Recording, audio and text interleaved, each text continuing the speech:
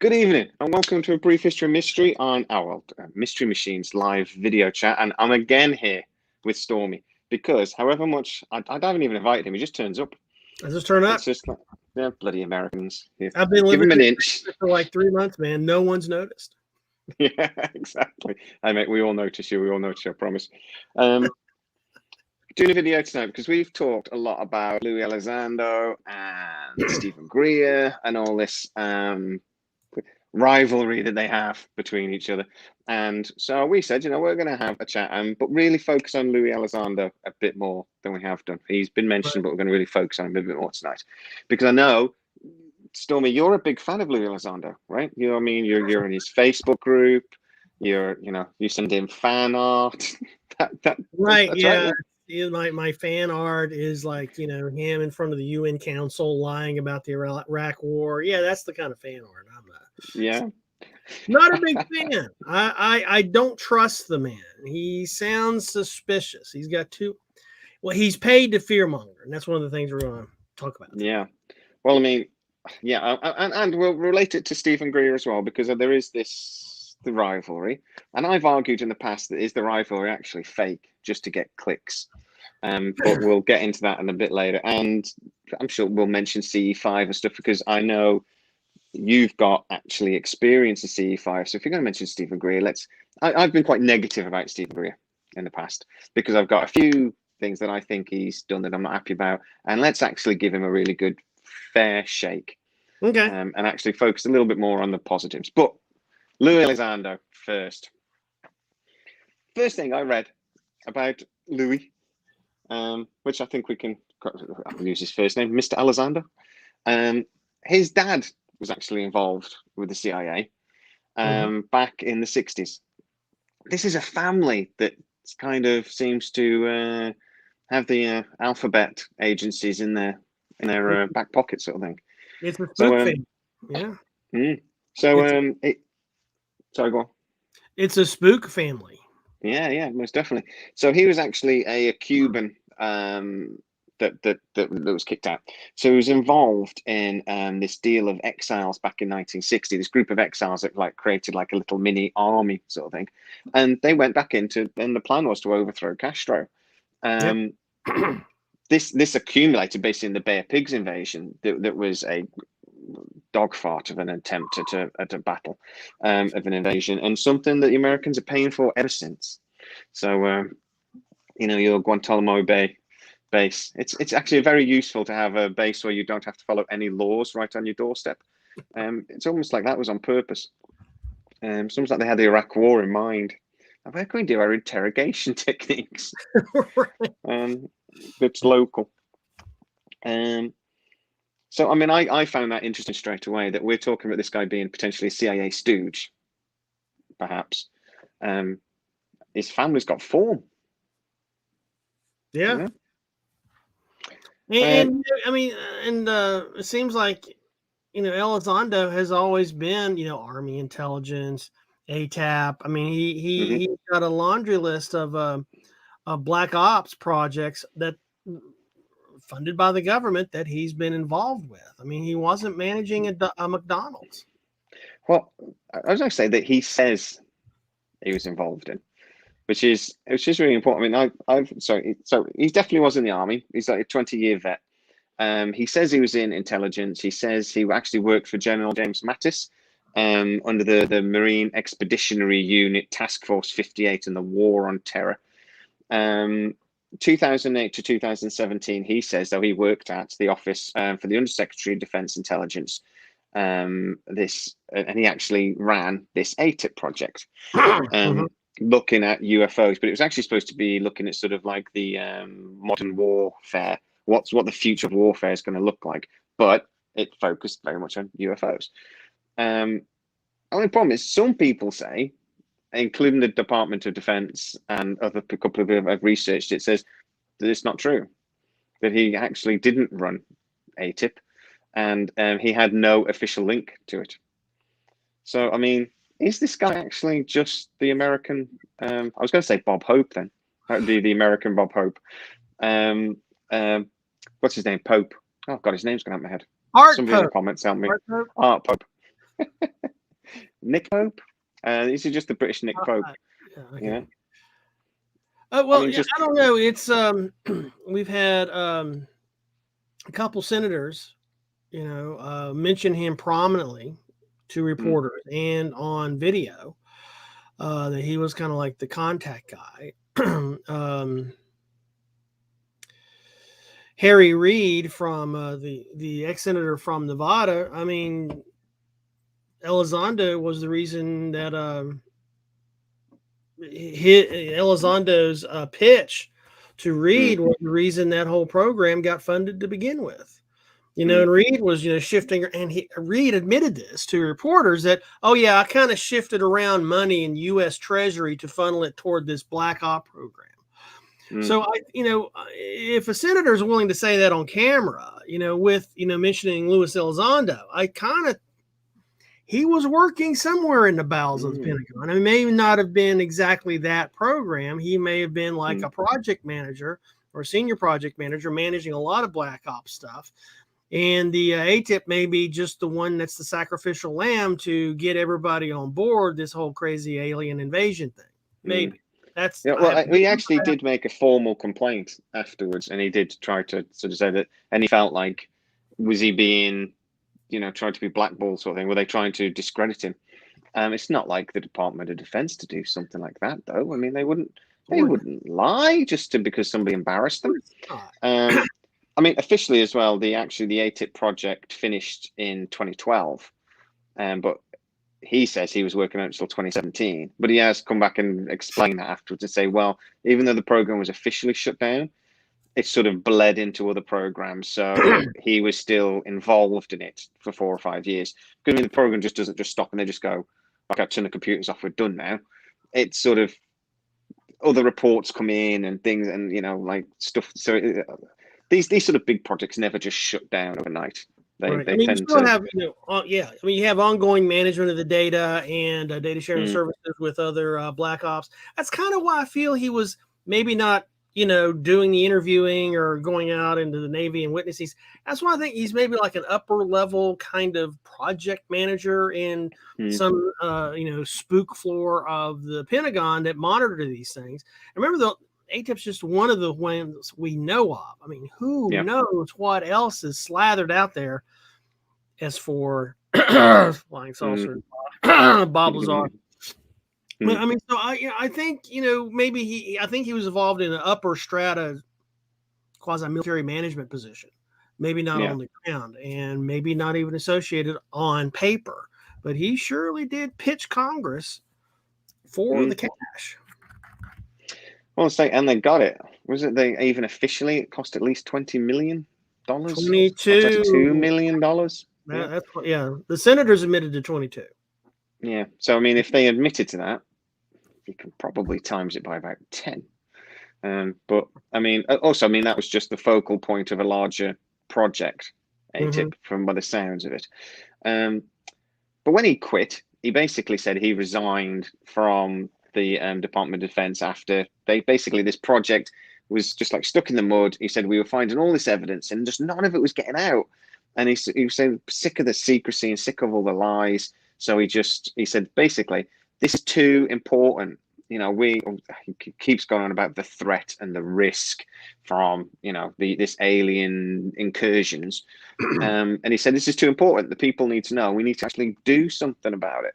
So that's his side of it anyway. And he quit, he resigned. And then immediately walked into quite a lucrative job at To the Stars Academy in 2017.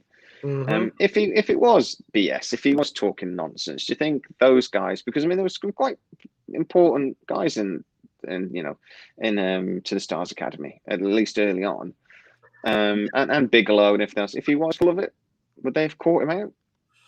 Well, I think he really got his. No, I don't think the To the Stars Academy would have outed him if he was something other than. I mean, 'cause he was too good on TV. I mean, look what he did. His UFO show that was on, was it the History Channel? I believe it was. I mean, and that was before To the Stars.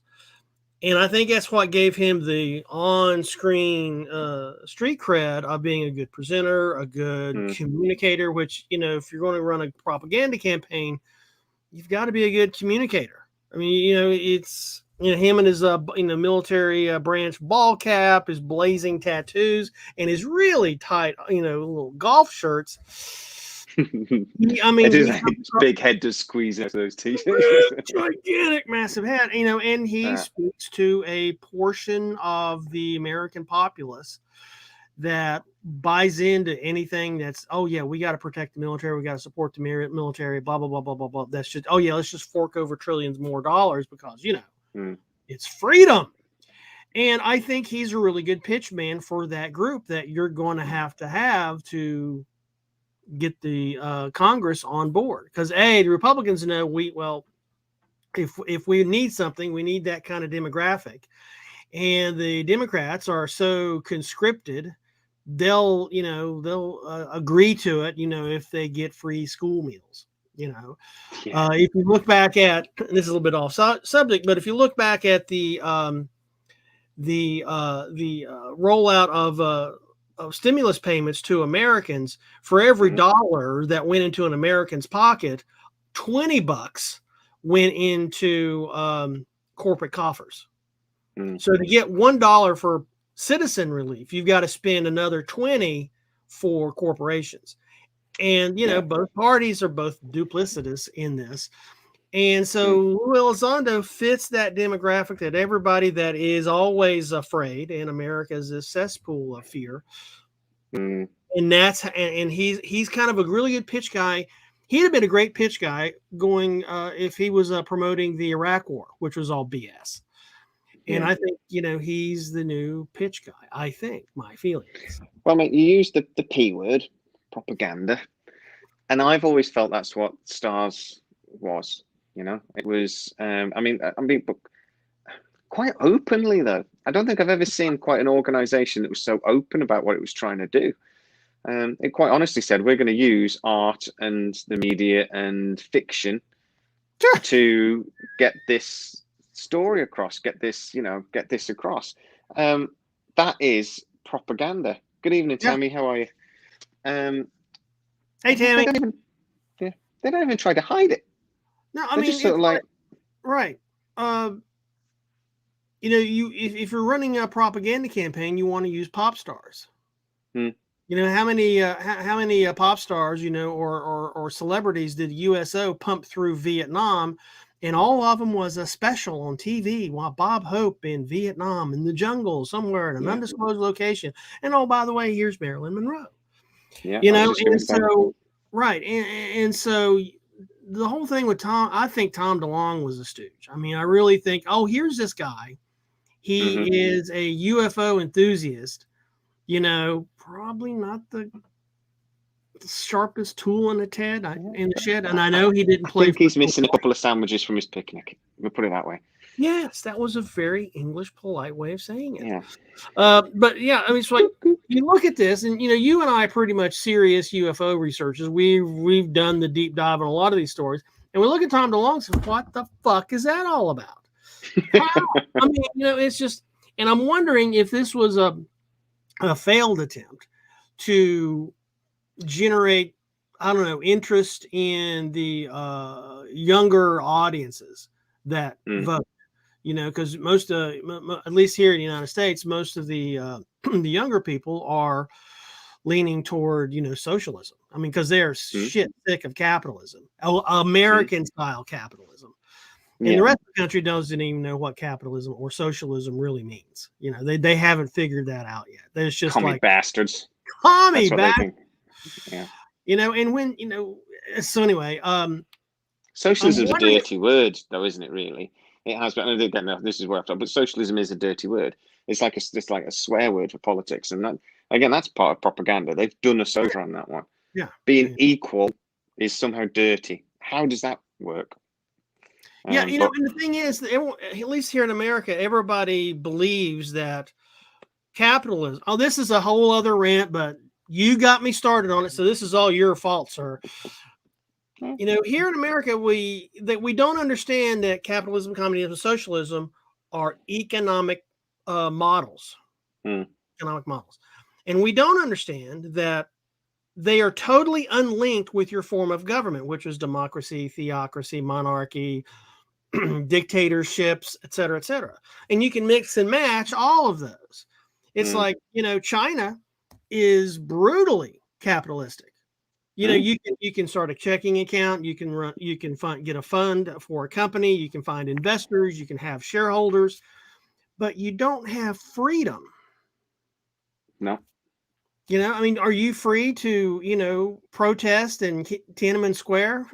They roll the tanks out for that shit. I don't see how that's communism.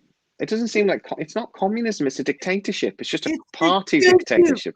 Oh my God! Right. You have a capitalist system under a totalitarian rule, and it's the same way with Saudi Arabia. Is another great example. The largest tech fund on the planet.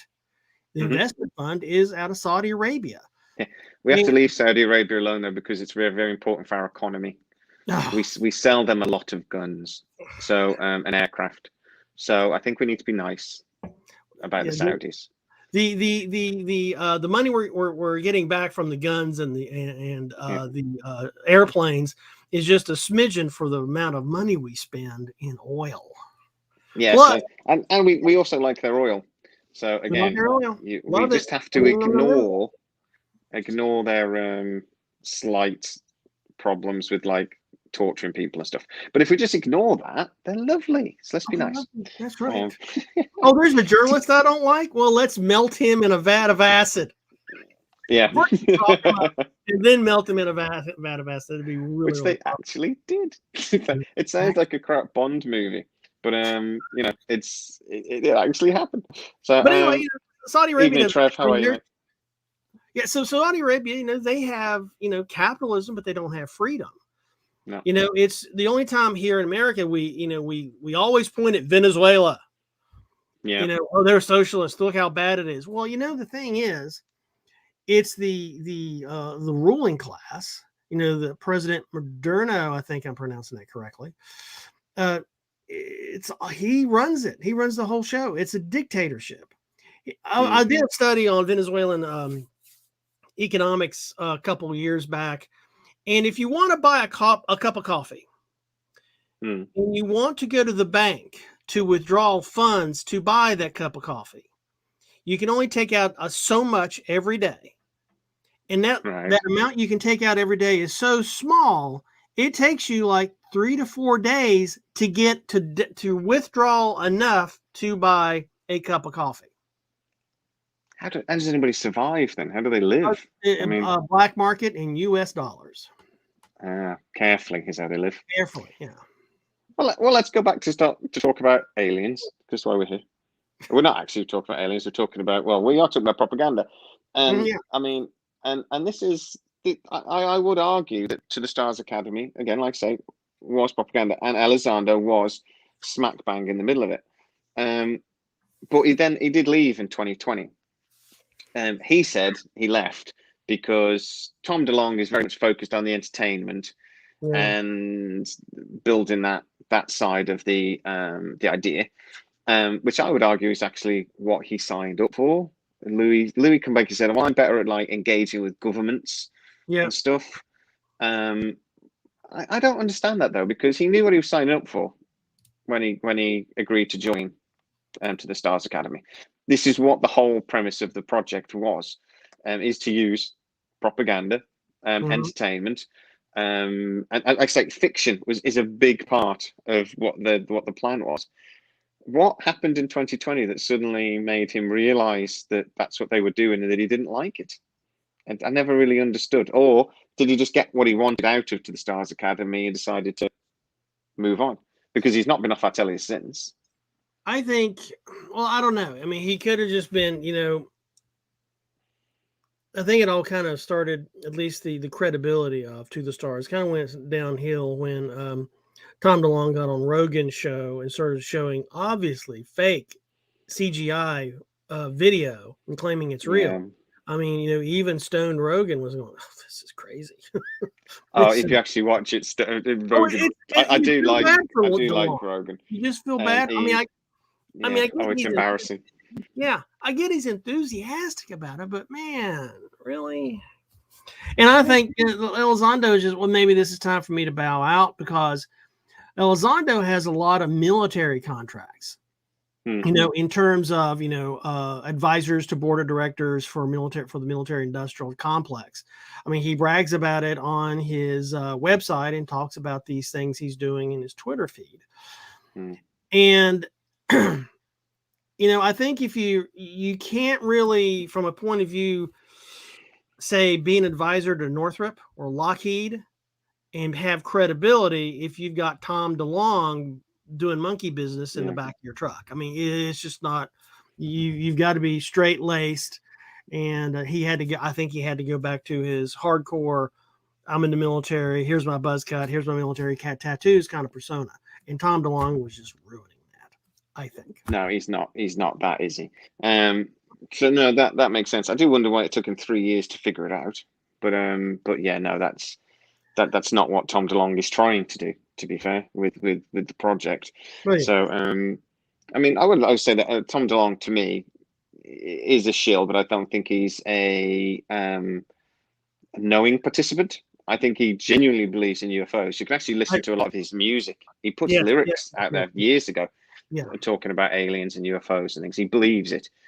I do think it's fair to say he's not the brightest spark in the box. It seems. He was a musician, maybe a bit of drugs in his past. I don't know. There's something going on with him. But he does believe this stuff. I don't think he's a shill in that he's willing. Yeah, I agree with that. Yeah, I mean, but I think governments. He's genuinely enthusiastic about it, and I think other people are using his enthusiasm to their benefit, not necessarily his. Yeah, I think he's being used, definitely. And we know that Bigelow as well, who's also been connected into this thing, funded a lot of ATIP and was very much involved.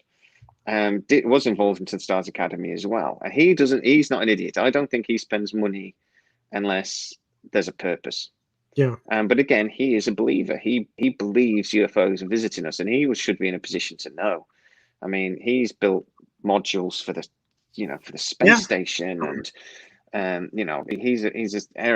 Bigelow Aerospace is a serious player in lots of lots of these projects. But how much do you think Tom was just using? And how do you think he's then become a bit of an embarrassment to this?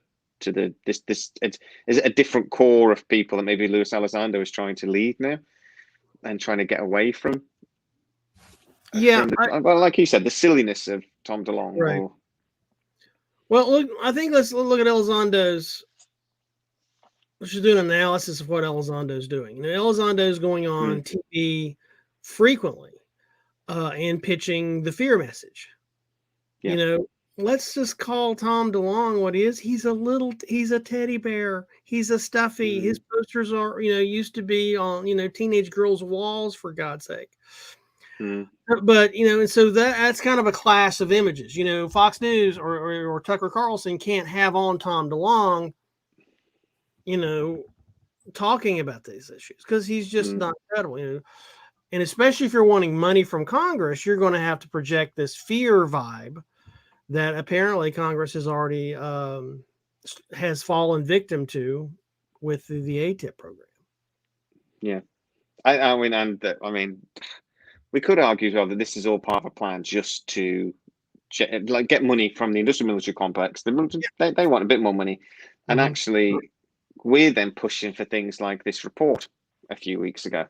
But actually, the report just releases enough information to progress this story of fear. And then Luis Elizondo is straight on the telly, straight on Fox News, CNN, all these other big multimedia, and selling this. Yes, they're invading our airspace. And then I think that video being released just before the report was suspicious as hell with these things, drones, literally around one of their warships. Which to me, the Tic Tac video, which was brought to us by the Stars Academy, a lot of people have said that Luis Elizondo was possibly the main reasons why those videos came out. He was, like you said, the go-to guy for the military, and that's how they got to the Stars Academy. That video of them, those drones, those little triangular green drones, just swarming thing, is crap compared. For one, it doesn't even look like a solid object. It doesn't look like anything. I don't believe that was UFOs. Oh, definitely not more than one or two objects anyway. Right. So, but it came out at just the right time. It was released just the right time to spread to enhance this fear message. Look how close they can get to our warships, and we can't do anything about it. Yeah, not only, and it's not pitched as look how close they got. Look how close they invaded the airspace of our naval vessels. It's just the language, the choices of nouns and verbs. Invaded, penetrated, monitored our military airspace. Yeah, something that you presumably own, I guess, if you're at sea. It's the fear message is really a lot of concern, brings up a lot of concern for me, because I've heard this all before, and that was what we in America were being drowned in to get the public on board to invade Iraq after 9/11. And I'm not sure about how much you guys were bombarded with your own press. Yeah. Well, we got that they can attack us within 45 minutes. They have missile systems, Russian missile systems, and they can deliver nerve agents within 45 minutes to the UK. And that turned out to be a complete lie. Total bollocks. Total BS. No, from beginning to end. I always thought it was funny though that they invaded Afghanistan, and nobody really that was almost like I always thought that was a bit of a revenge attack, if more than anything else. And there's a nonsense at the time about Osama bin Laden was hiding there, and they refused to hand him over, so we said we're going to invade. So then they invaded. But it always smacked to me as a revenge attack. But nobody sort of said anything. It was like, if you that mate at work that's lost a loved one and he's crap at his job, but you can't say anything because his wife died, and you can't say anything. It was like that with America. They're like, oh God, we don't really like what they're doing, but we can't say anything because 9/11 has just happened. So just let them have this one country. Let them have that one. And then we'll move, then we'll tell them it's enough's enough, sort of thing. It felt a bit like that. It was like nobody sort of said anything because they knew the public opinion was on their side, really. And then they invaded Iraq. They had to come up with a lie to invade Iraq. Big one. Multiple. I mean, and when we invaded Afghanistan, we put the warlords in charge of conducting the war. I mean, literally, we paid the warlords, the Afghan warlords that's been fighting each other and fighting you and I, or our governments, in charge of the war. I'm getting shit done. And it's like, how does that have success stamped anywhere close to it? So anyway, I'm hearing a lot of that kind of fear rhetoric building up. Same thing. People like Elizondo that we heard in Iraq, and it's just to me, that's just bad news. And that, I think, more than anything for me, really affects his credibility, Elizondo's credibility in my eyes. Yeah, because I'm not buying the bullshit anymore. The thing is, though, it's a story that they use because it works. Yeah, it's the same. It's the same thing over and over again. Your children are at risk. Our military is at risk. We can't stop them. That's the thing. We don't know what they are, and we can't stop them. They don't have to say aliens. They never have to say the word aliens. All they do is have to just give enough little bit of tidbits. But it's the same method they've used over and over and over again. That's why we bring up 9/11, we bring up Iraq, we bring up Afghanistan, because it's the same tactic. Yeah. And we fall for it every single time. Every single time. Yeah, or at least enough of the population does. And I think that's always the thing I always say on this channel is they don't really care about us. They don't care about the minority that are on, conspiracy websites and things. They don't really care about that. They care about the bulk of the population that only really cares about their Amazon delivery, stresses about, their I don't know what, Love Island is back, and things like that. That's as long as enough of those people don't care, they've won. Yeah. And it doesn't matter how much we shout and how many memes we create and how much time we tell the story. They don't care. So, do you think Louis Elizondo getting on all these news channels then at the time? Do you think that's orchestrated? Do you think that's, or do you think he's just the biggest voice, so they get him on? I'm just wondering how much of this is like planned on purpose. Well, I think he gets a lot of media attention because there's a lot of money being pumped into him. You know, he's making money hands over fists. I mean, with military contracts, and you know, whenever he appears on one of these channels, he gets paid for it. You know, I think with Fox News, he has he's a consultant. He has a consultancy contract where he's always available to talk about whatever this UFO thing is. And you know, you probably have a lot of politicians or people in power that want to push that agenda, just like they did 9/11. I mean, if you really want to give footprint for how all this crap works, 9/11. You know, and so I think it is planned. I think it is funded, maybe not by the government, but certainly partially by government or pushed by government. And I know he is funded by many companies that are military contractors, because he brags about it on his website, which is curiously now under maintenance, by the way. At the moment, it's big upgrade coming. Yeah, big upgrade coming. Welcome, Salford lad. I hope you enjoy the debate, and bring your knowledge. And Tammy can't stand Love Island. I'm not at all surprised because you're watching this, so that doesn't shock me. But no.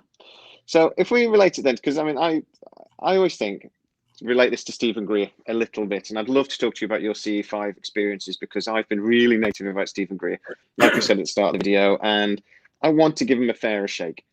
So the reason I bring up Stephen Greer is because they are in a battle. And this is the title of the video: Stephen Greer versus Louis Elizondo.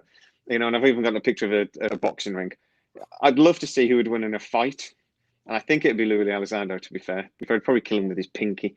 But you know, Stephen Greer hits the weights, so he might put up a fight. Greer is jacked to be as old as he is. He is jacked. Considering he's another muscular, really tight golf shirt kind of guy.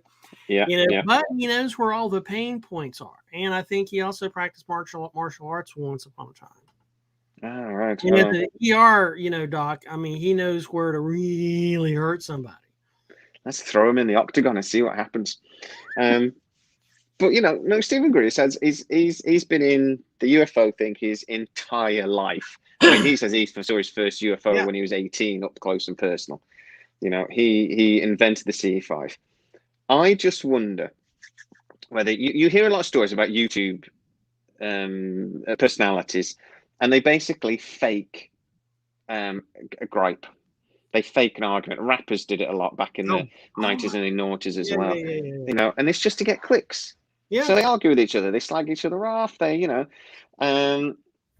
most definitely Greer's meditation is taken from, I think he actually was trained quite early on in his career, even before he became a doctor, in transcendental meditation. And he actually was a director of a meditation group. So he knows the whole history of meditation. You know, he says he didn't invent this. It's a twist on, you know, ancient methods and techniques and things. So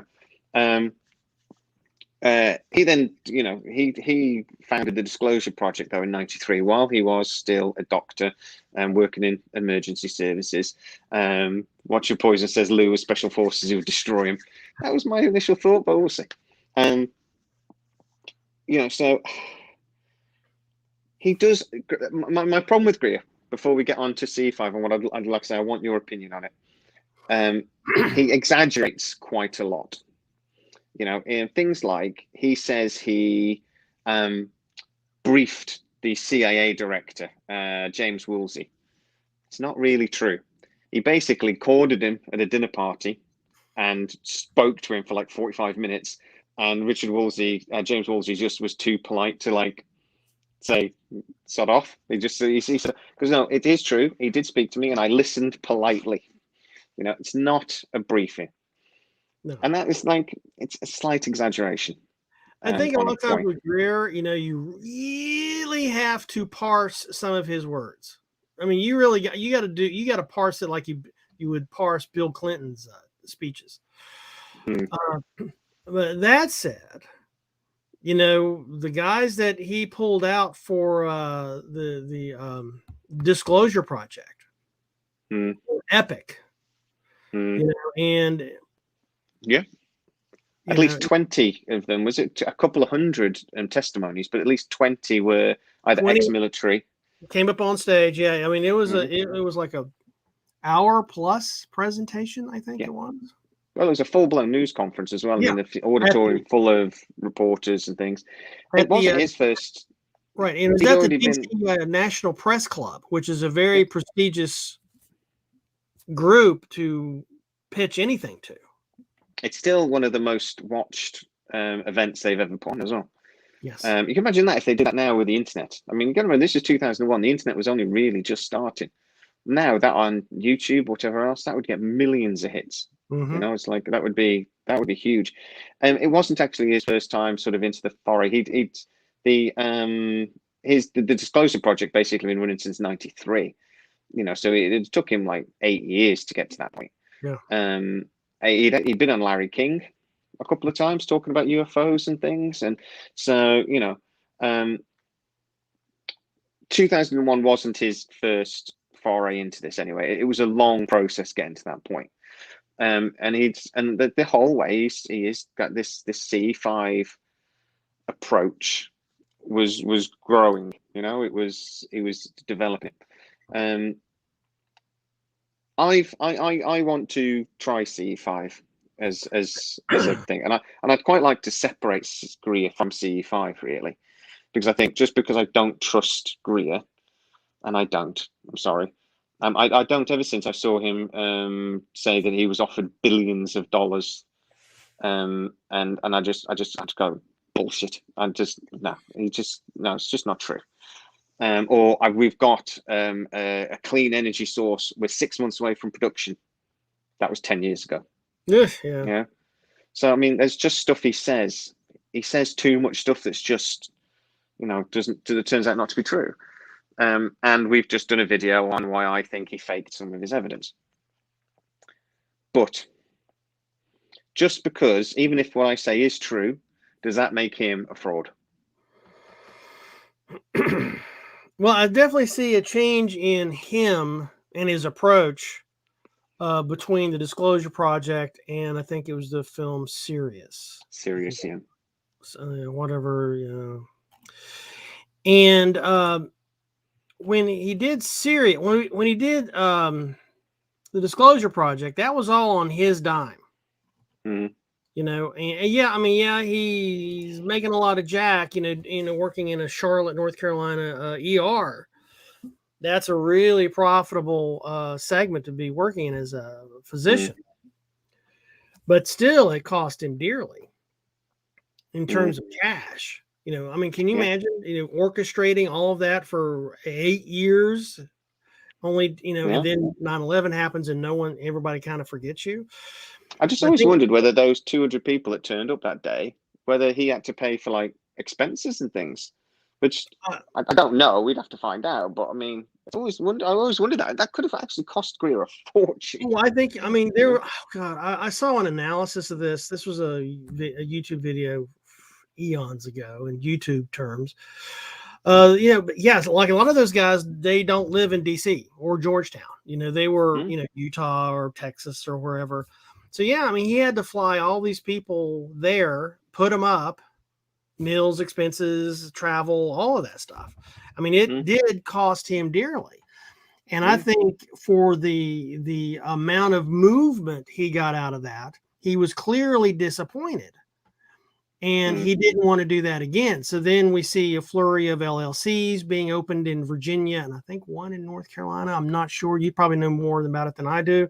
And then he started fundraising for these films, and there was questions about his tax, the way he moves money around. He would create a non-profit body company, which has similar tax breaks to a charity. Not quite the same, but very similar. But then what he would do is he created a production company in Vegas for not the last movie he did, the one before that. He created a production company in Vegas where he was listed as the only employee. But what he did then was he billed a lot of the production costs from the non-profit to the profit organization. So it's basically just siphoning money from a non-profit, which was like not his money, it was money that was given. Bigelow was asked if he would donate, and he said, "I'm not putting money in Greer's pocket," and that was basically his answer. Yeah, if you're a nonprofit, you're considered a 501c3, unless you're a political organization and you're a 501c4. His 501c3, it is. What did you call me? Huh? What did you call me? You're a 501c3. 501c3. So he was a legit 501c3, and you can donate to a 501c3, and you can take that, off of your taxes. And then the 501c3 can do anything it wants to, really, as long as it's within their mission statement. The mission statement is very important when you file these things and try to get that status with the IRS. And so, if let's say the nonprofit wants to produce a video, then they would go find a production company, which was the Las Vegas entity you were talking about. And then he become one employee, and he just subcontracts out for everybody. And a lot of like sound guys and videographers and all like that, they're all have their own LLCs and their own, an LLC is just a really basic American thing. It really is. I think the non-profit though could have directly funded those. Though, didn't he? He didn't need to create a second company to go unless it's as a profit organization as well. So he was able to then profit from that production company, and the bulk of the fund, the bulk of the money went to that production company. Correct. So it just seemed to me that even though it's not illegal, I always get this the wrong way around. He used it to avoid tax or evade tax. Avoid tax. No. Avoidance is illegal. Avoidance is legal. Evasion is illegal. You're allowed to try to pay less tax. You are. It's the American way. It's actually the British way as well. But what he did was not illegal. Nope, completely legal. I've got my own, 501c3. I fund this other project called Books for Soldiers, and I've been doing it since 9/11. And the things you can do with a nonprofit, they're very specific. It has to be around your mission statement. Yeah. But what he's doing, he wasn't evading. He wasn't anything. He wasn't trying to get out of it. It's if the board of directors of the nonprofit says, yes, we allocate this much money to this production company to make this, then you're off to the races. Exactly. The board of directors like rule, I said, I don't argue that it's illegal. I argue it's immoral. The immorality of it is, just look at your basic Christian college here in America, and it is rife with that kind of behavior. Legal, rife. And I don't blame him for it. I don't. I'll admit this publicly. I had my own little business for a couple of years, a few years ago, and I didn't pay any business tax because weirdly, I always earned just enough not to. It was so strange, man. Every year I earned exactly the same amount of money, not to pay tax. I paid local taxes and things, but I think and I didn't pay tax. It's like, and I might have done that a little bit on purpose. So I'm not going to, throw stones at him and say that he shouldn't have done this because it's right. But I wasn't running around telling everybody how moral I was and how I was turning away billions of dollars and, and this, that, and the other, I was honest about it. I just wasn't honest about it to the HMRC. Right. I think that's the difference for me. He makes out he is this champion of ufology, but then he is a millionaire. And that's not necessarily a bad thing. I also wonder how much money he's got tucked away in different places, but Yeah, as long as Dave says, as long as I didn't meet the tax threshold, it's perfectly fine. It was. It's just so weird that every year, regardless of how the business went, I earned exactly the same amount of money. It's just so strange. Like it's on purpose. So, but if we get to talk about the fight between them then, because they are constantly having a go at each other on social media, and particularly this a big incident recently between that and the lawyer that worked with Greer. I'm not going to forget his name. Yes. That became a big argument, and it didn't really actually, to me, seem to be over a great deal, but it created a lot of traffic. It created a lot of clicks on YouTube and Facebook and things. Was that on purpose? Was that basically to do that? Are they profiting off each other? And if they are profiting off each other, the multifaceted question here, if they are profiting off each other, are they in on it? Or actually is one just profiting off the other? Does Elizondo just say what he knows is going to annoy Greer because he knows he gets clicks? Or vice versa? Or you know what I mean? Do you think it's orchestrated? Or I don't think the schism between the two is orchestrated. I think that is really organic. And if you look at the way Elizondo responds, I think that it looks like he has to respond because he's got to protect his gig. If you're a propagandist, you've got to protect your thought territory. When someone starts encroaching on, especially when Greer offered up that new film, the Cosmic Hoax, and gave it away public domain, and it was lengthy and well produced, and somebody paid a lot of money to have that produced. It was GoFunded. It was funded by the public. Was it GoFunded? Okay, so but still, I mean, and he would have made money on that project, huh? He would have made money on that project. Yeah, he would have. He would have done it. He would have done it the same way he did his other films, where he has the production company and it pays himself, basically, doesn't he? But he gave the film away, and that was because he didn't do that to Sirius or anything else. And so I think that was, I think Greer knows he's going to defeat whatever Elizondo's message is. He's going to have to punch up. He's going to have to punch above his weight class, and I think that was a stab at it. Because usually, Greer would go through an elaborate, 501c3 process, la da da da da. But I think the GoFund thing was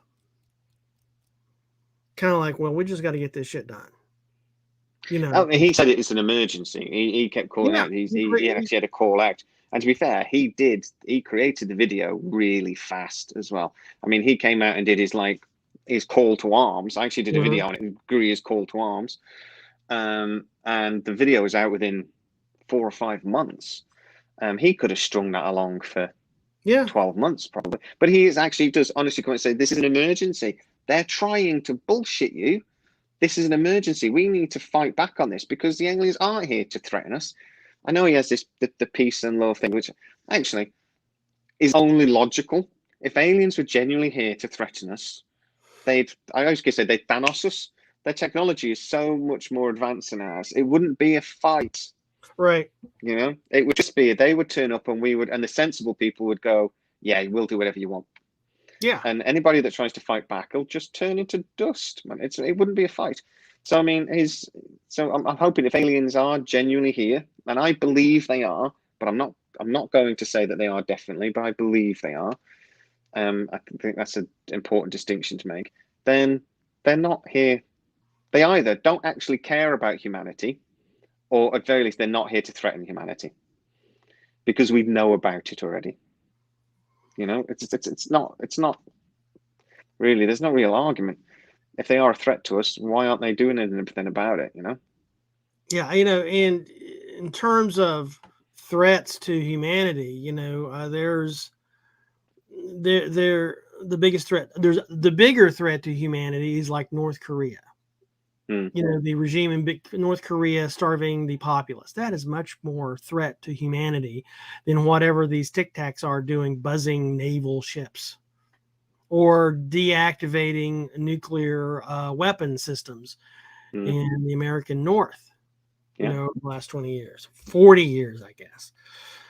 we are much more of a threat to each other than cosmic space aliens are to us. Because we make the point all the time that America, I think, is genuinely the biggest threat to the world. Sorry, not you personally, your government. They spend more money on the military than the next 5 countries combined. Why? Yeah. With your debt, why?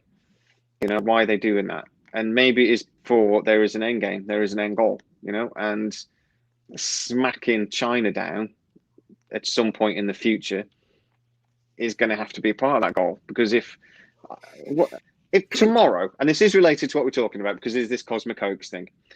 Tomorrow, if China overtook America as the world's most powerful economy, how do you think America would react to that as a political power? I mean, if they actually landed on American soil? I mean,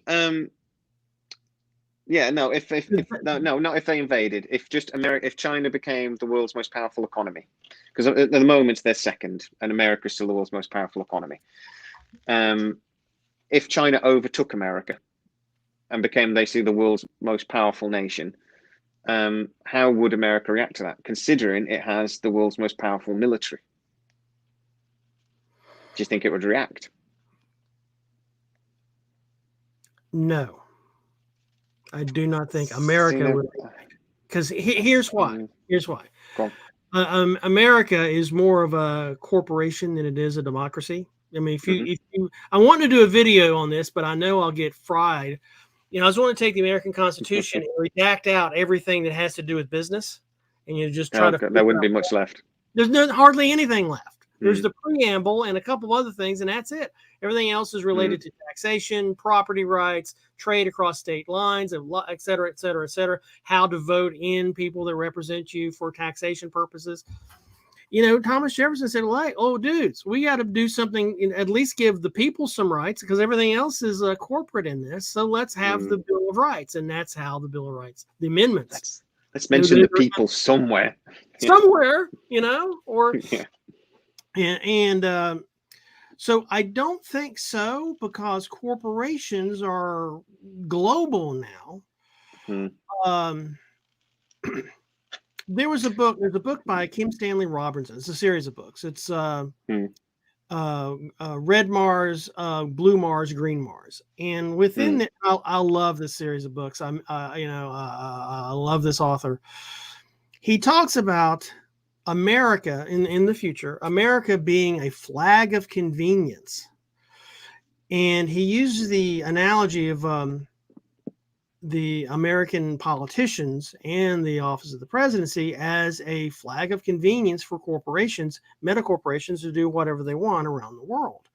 So if America and China got into it, because we're so intertangled now in terms of production, that would be against American corporate interest. I mean, look right now, the auto industry and several other industries are screaming because we're out of chips.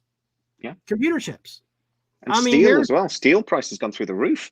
Yeah, so we're not getting the steel here, and like we used to in Pennsylvania, and we're not making computer chips hardly anymore. I think there's only less than a dozen chip foundries in America, and they're owned by IBM and Intel, and I think Apple has a big, huge one. But everything else, is from China or Southeast Asia. And so I don't think we would. America, the Congress, has been over backwards to kowtow to Chinese interest ever since China was awarded a most favored nation status in the world for the World Trade Organization. So I don't think we would. And to be fair, it's not how they defeated communism. It's not how they defeated, the Russians. The Cold War ended basically because America orchestrated the collapse of their economy. They didn't win. It wasn't a military conflict. It was an economic victory. Russia's economy collapsed. That's how the Cold War ended. And there's lots of arguments that America had a big hand in that. Because they orchestrated a stock market collapse. It started before that. Let me back up a little bit. I know this is way off topic, but you brought it up. I was studying economics at Wake Forest University, and my professor was a leader in what was called communist or Soviet economics. And I'd always argue with him that that's just like that's an oxymoron. But and this was before Afghanistan. No, excuse me, this was after this was before the wall fell, but after the Soviets invaded Afghanistan. It's like mid 80s, 86 or something. And he's, we were always talking about, then that the Cold War was still going on, and we'd have these discussions in class, and the discussions from the students would be, well, Russia is so strong, and he says, no. The Soviet Union is already dead. It's just the snake's not dead yet. And he went back. I mean, it was like 3 sessions of going through, stepping through this process. And just to be clear, this guy was a contractor for the DOD. Like, he would go and school DOD on what this means or that means, because he was an expert in Soviet economics. And the thing he said was Russia's dead, and the Soviet Union is dead, and the thing that killed it was the grain embargo by Jimmy Carter when they invaded, when the Soviets invaded Afghanistan. Well, all of a sudden, all this American grain stopped going to the Soviet Union for essentially free. And so then the Soviets had to start buying grain on the open market with ruble. And and that set off one domino after another. And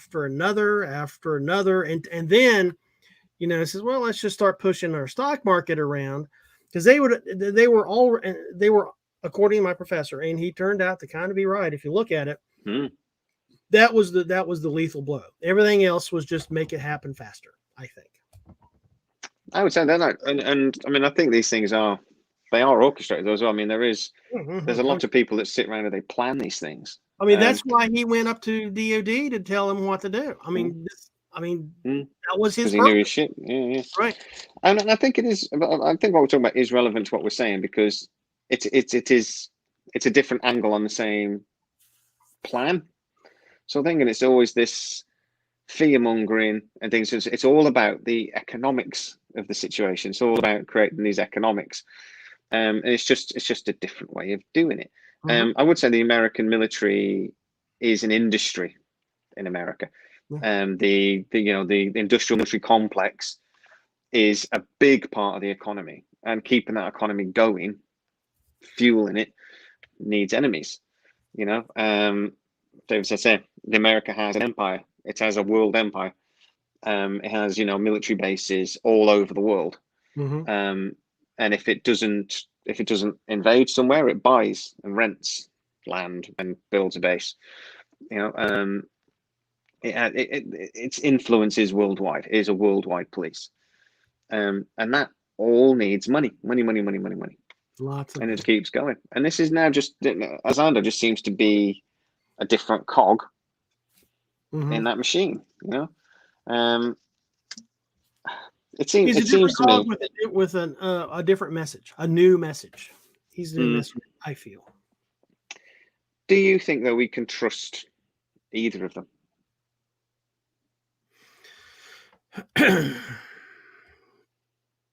I think we can trust. No. I have more trust for Greer. I have no trust for Elizondo.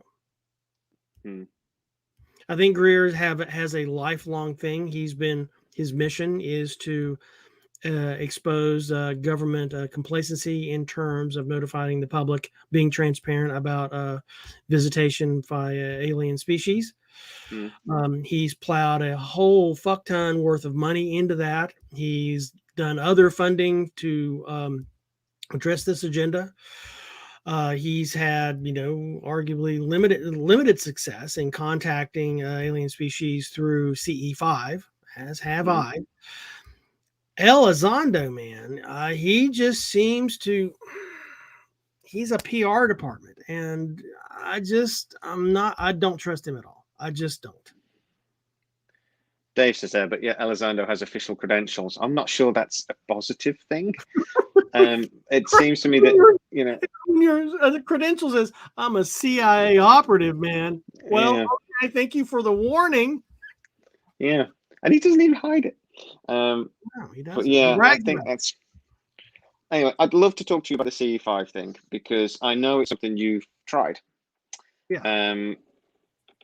I think it is a big part of Greer's credibility as well, the CE5, because I mean, a lot of the people are very polarized by it. They either think it's hippie nonsense, you know, and him getting very well paid to take people out into the woods and shoot a laser in the air, and then when a bat flies by, go, oh, look, it's aliens, you know, or the other people, the other side of it is that people are fiercely defend it. I mean, fiercely defend it. I've said to you before, there's some of the responses I've had when I've said Greer faked it. Some people go, here, well done, yeah, he's full of it. And then other people go, I know where you live, sort of thing. I mean, they get really freaking angry. The only other time I've ever seen anybody get quite as angry as Greer supporters is flat earthers. When I've called flat earth nonsense, they get really angry. Now, I'm not saying that Greer is anything like flat earthers. I'm just saying there's you know, I see a similarity in the passion of the defense. You're going to get the hate mail, not me. Yeah, I know. No, but I'm trying. But I want to be fair to the man because the Disclosure Project was seminal. It was one of the most important things to happen in ufology, and it's still going on now. The 20 years, you know, 20-year anniversary came and went not long ago, and it's still, you know, it's still so important. Yeah. I think the Cosmic Hoax was Disclosure Project too. Yeah, but then is the video before that. He's got if you got I forget the name of it. Anyway, it is in CE5 video. At one point, there's a clip in the film. Unacknowledged. At one point, there's a clip in the film, and it says "real military advert," and it's people like talking, going, "Oh, I just want to really help defend my country," and it looks like it's supposed to be like a military advert for Space Force or something. But they've put a little disclaimer at the bottom saying "real military advert." It's not. It's taken from Independence Day Resurrection. It's cut straight from the film. Now, that can't have been by accident. That can't have been in error. I mean, everyone's allowed to make a mistake, but Jesus Christ, they clipped out of a movie just because nobody watched the film and they thought they'd get away with it.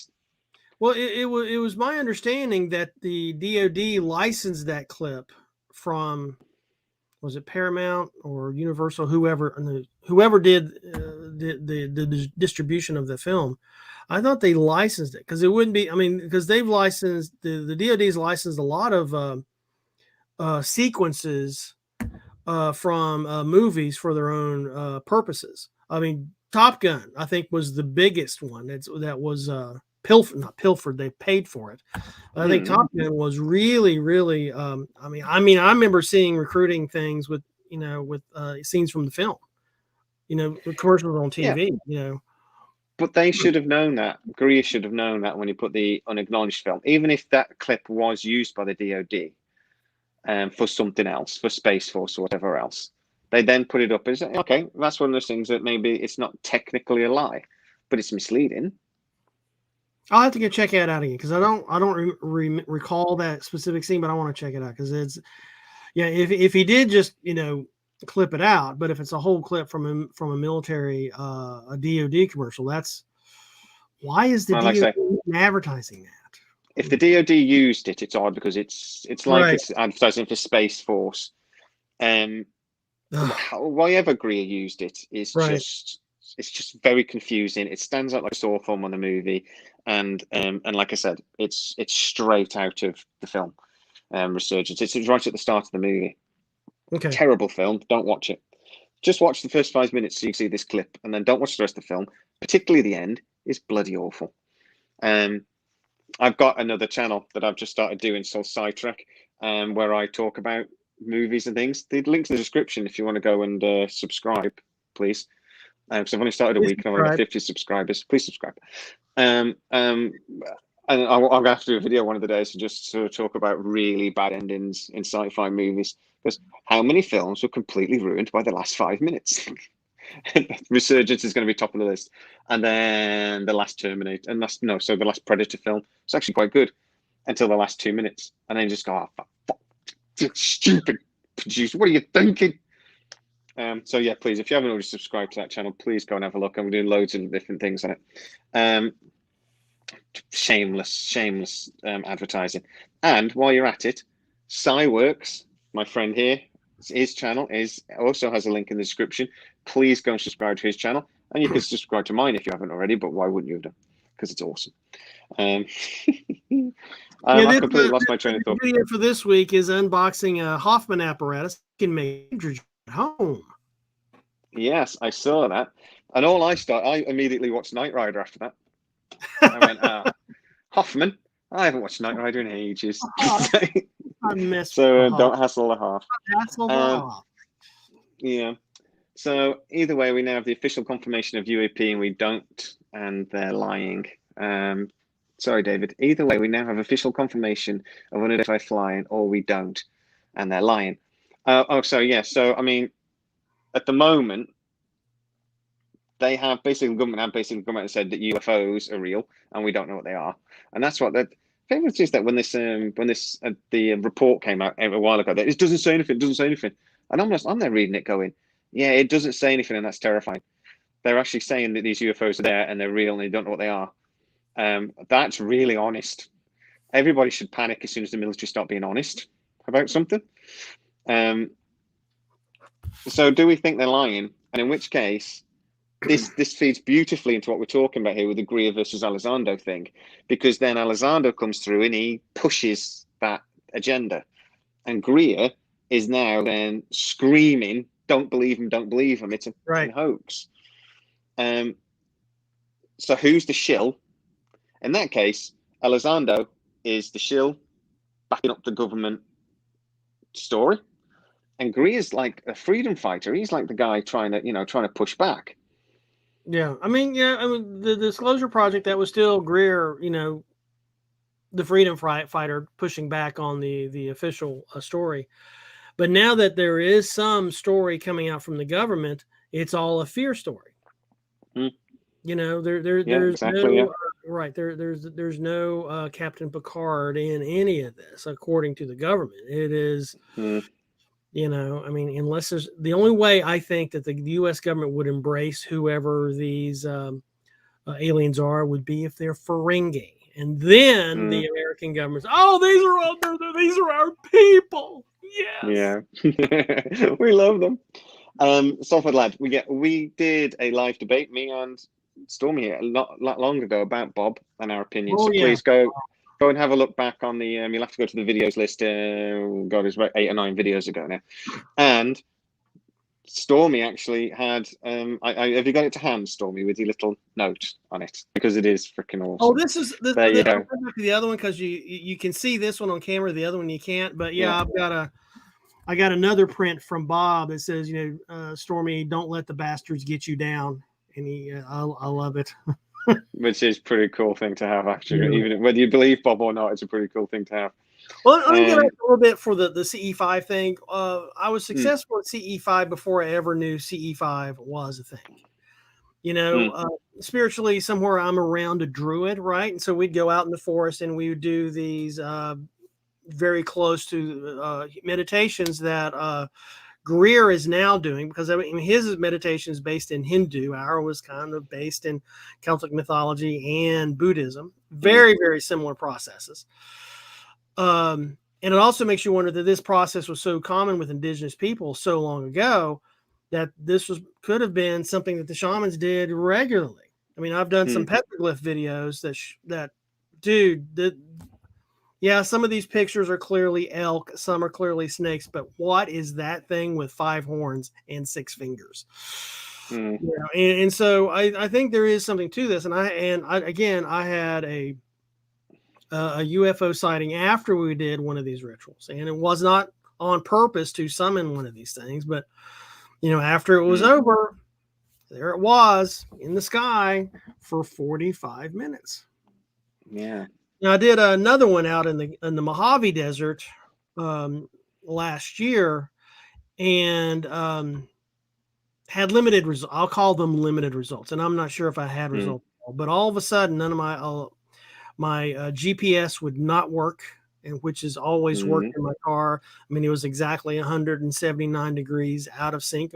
And driving around in the desert at night with your GPS out is dicey because there's so many mining shafts that's been cut for gold and silver in the last 200 years. So you don't want to fall in one of those. And none of the radio gear on none of the radio portion of my phone wouldn't work. I mean, I was sitting right underneath a cell phone tower and there was no signal. And even when I rebooted, there was no signal. So something, I don't know if that's a result or not. Some people would. You guys decide. But I didn't see anything. No, but you had the reaction. That's sort of like saying there's no fire, but you were choking on the smoke, sort of thing. You didn't see the fire, right? Something was happening. Something was going on. You know. Yes, I need to. It's never good to have a metaphor that you need to explain. there was something problematic with the electromagnetic emissions in that area that I've never seen before, and this is a place I've been to multiple times, never seen since. Yeah. Good night, Fascination Street. We'll see. Thanks for joining us. Got to go do some painting. Got to do some parenting even. I probably should as well, but yeah, wife will sort it. I actually had a really interesting thing. You know when the monoliths appeared at the start of the lockdown, and then they were appearing freaking everywhere. I actually did a video on the first one that was originally found, which wasn't a prank because it had been there about 5 years, just nobody had found it. And then obviously everyone started pranking it because that's what we do. And they go, oh, that's a monolith. I'm going to build one. So that's what we do. But the first one was, I actually got an email off a chap, and I don't know if it's genuine or not. I just got the email. But he actually said he knows, and he knows the group that did it because he actually went there at one point, and it was some CE5. No, he actually said it was the local MUFON group that had built it as like a. It was supposed to be for the CE5 type attempts to communicate and using, and they thought it might create like a focal point for the energy sort of thing. And that's why it was built. It didn't really work, so they kind of abandoned it, but they never removed it, sort of thing. And that kind of made sense to me because we know the monolith had been there like 5 years. I don't believe the story that it was a piece of artwork because how stupid would you be to put it somewhere that might never, ever get found? It was found completely by luck, you know? I always wonder if that. Somebody said to me, why didn't they build it out of copper at the time? And I'm like, that's a good idea. Circle a big copper pike in the middle of the thing, lightning. But you know, I always wondered if that was possibly. It might have just been somebody messing around, and Sue sent me that email, but it might have actually been true. And there was actually, you know, like a logical explanation to me that I could see an attempt at least, you know, to like focal the energy, and if nothing else, just for them to have something to concentrate on. If you know what I mean, if the CE5 protocol is genuine. I recall there's I saw some pictures from a group of people that they were I mean they were in the whole meditation CE5 thing that had pictures of that canyon, that bottleneck canyon, of them in there with hiking camera gear, you know, at night, and it was I mean, there was a lot of photos of it, and a lot of people had visited, but it was kind of kept secret out of, you know, no one really kind of alerted Bureau of Land Management or the Park Service to tell people that it was there. But as I recall, it was made of aluminum. I mean, it was kind of artsy put together, and it was riveted together. Yeah. Aluminium, for God's sake. Every bloody week, we have to have this conversation. How do you spell aluminum? Aluminium. Let's say it. Come on. Let's aluminium. Work with me. Thank you very much. Aluminum. It's a beautiful thing. Yeah, the thieves made a video of them stealing it, so it wasn't really a big secret who stole the monolith. It was, yeah, they filmed themselves doing it. So yeah, yes, it was made out of aluminium. Yeah. I like I say, I don't know if that story was true or not. I was fascinated by it, and like I say, if it's not true, I don't know why he was hoaxing me. But I fell for it because I did a video on it. It was definitely a secret, but it was a kind of an open secret. It's like these petroglyphs I go to. They're the what I call the premier petroglyphs of the volcanic tablelands here in California. There's no map to them. I mean, you've really got to do a deep dive to figure out where these things are. I mean, they're 8 to 12,000 years old, and they're massive, but they're off the beaten trail. And it's like, where's it at in an area of 600 square miles? So there's a group of people that know about them that doesn't share where they're at. They'll tell you about it, but they won't tell you the location. And I think this is one of those things in, I think it was Utah. And there's lots of people once it, especially once it was stolen or removed by activists. Then people started publishing, well, I'm sorry to see it go. Here's pictures of me with it in, 2000 or 2017 or whatever. So the local hikers knew about it and things, and it was a local thing. Hikers knew about it, didn't talk about it. I mean, it was difficult to get to. It was a hike to get there. As I understand. It was like 13 miles from the nearest road or something. It was miles from anything, but beautiful thing. And the idiots that removed it, I'm sorry, but I know they said, oh, this is just trash on our landscape. But they did that to create a YouTube video. They didn't. I don't think they were activists. They were just bellends, drunk bellends. And it's just a shame that it was removed, because it was a beautiful thing, regardless of why it was built and what it was doing there. It was a pretty thing. It wasn't doing anyone any harm as well. That's the point. No. People say, no, it's a litter. It's not bloody litter. It was doing no harm. It was a pretty thing. But anyway, I think I would agree with you on the Elizondo Greer thing. I think Elizondo is doing what he's doing because he's paid to, and he's a good little boy doing as he's told. I don't believe he really believes what he's saying, and that's the difference between him and Greer. I think Greer does a lot of what he does to make money, and I don't always trust what he says. But I think he believes what he says. I think he believes in the CE5 project. It's at the end of the day, he's done it his whole life. He's been involved in meditation and this sort of thing his whole life. He believes it. So whether I agree with him or not, is kind of irrelevant, because I respect his belief. I respect what he's trying to do. I don't always like the way he goes about it, but I've got to give him the respect he's due. And the respect he's due is he's done one of the most important things in UFO history with the Disclosure Project. I even don't have a go at him too much about the Sirius film. He had this interesting little skeleton. He thought it might be alien. He then basically says at the end of the video, it isn't. But he's honest about it. He could have lied. He actually got this thing and he tried to find out what it was, and it turned out to be, interesting, but not what he thought or what he hoped it would be. But he didn't pick and choose the evidence.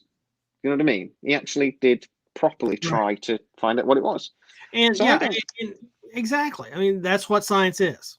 Science is you go and you investigate, and you may not get the answer you thought you would, but that's still the answer, and you have to publish it. And for that, I give him kudos. I wouldn't have put it in. I mean, I'd have just taken that whole thing out of the movie, not even addressed it, and used and filled it with some other thing he could have talked about. But I give him props for that.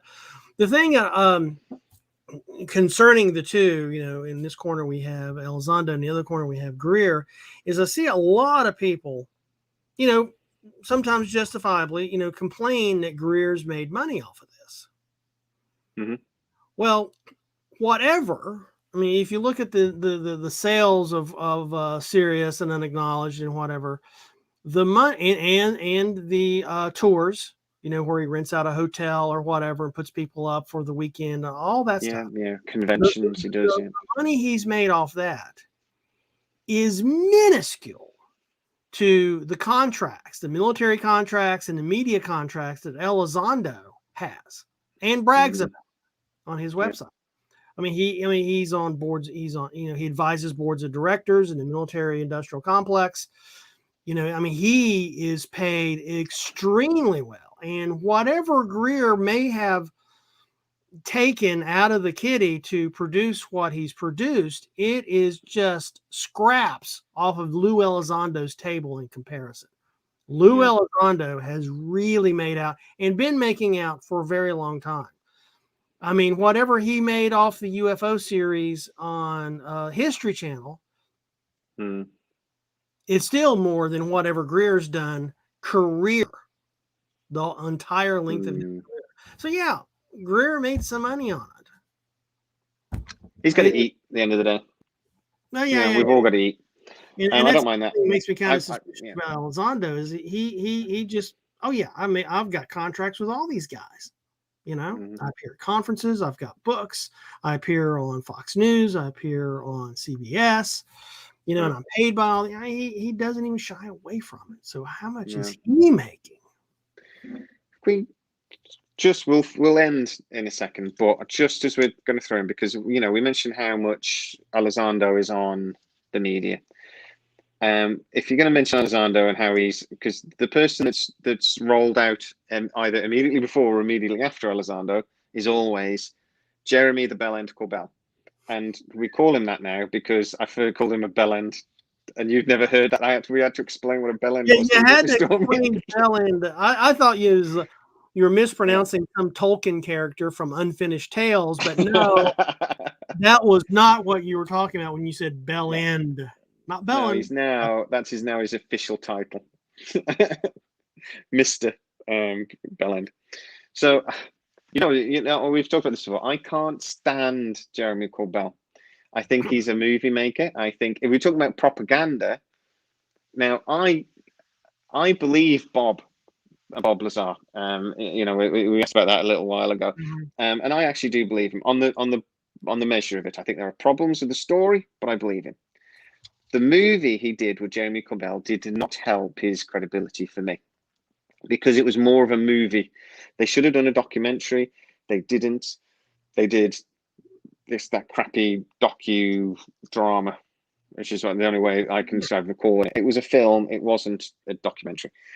All these the lighting effects and all pretty, just crap.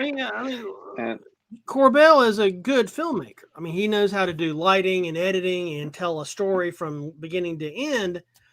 You know, he's not Jacques Cousteau discussing ocean currents. You know what I mean? I would actually disagree with you. I don't think he's a good filmmaker at all. I think he's an awful filmmaker. I think he does it like a child with crayons. But then we can disagree on that. That's a lot to do with taste as much as anything else. That is taste driven. Yeah. But he's dragged out just as quickly as Elizondo now on all the news reports. I mean, I did a video recently because CNN has done a report, and it just follows what Fox have been talking about for the last 6 months, the threat and all that. Right. And they're both on it. Elizondo straight after Corbell. Is Corbell just? Is he just latching on to the bigger boat thing, to the bigger fish things? Is he just sort of like along for the ride? And again, he's making money off all this. I think Corbell is the Michael Moore of ufology. I mean, he found a niche he's good at, and he gets lots of material from the premier real, honest to God, Cronkite-esque journalist. In the field. And George Knapp, I mean, George Knapp is a real journalist. I mean, he's done a lot of work, just not in UFOs, election fraud, all sorts of stuff. Yeah, the mob. But and a lot of the things that he can feed into Jeremy Corbell puts the Corbell-esque spin on it. Right. And Corbell end. Because a lot of the things I see him talking about is there will be a new dramatic video. Bum, bum, bum. Bum, bum, and it's just not that dramatic. No, it's just like I said, the latest video is nothing for me. The Tic Tac video still it just amazes me. I just think I don't believe, I've never seen anyone properly debunk it. I know there's been a few debunking videos, but then there's a debunking video, the debunking video. And there's people like Nick West have made quite decent careers on YouTube trying to debunk it, and I don't think they have done.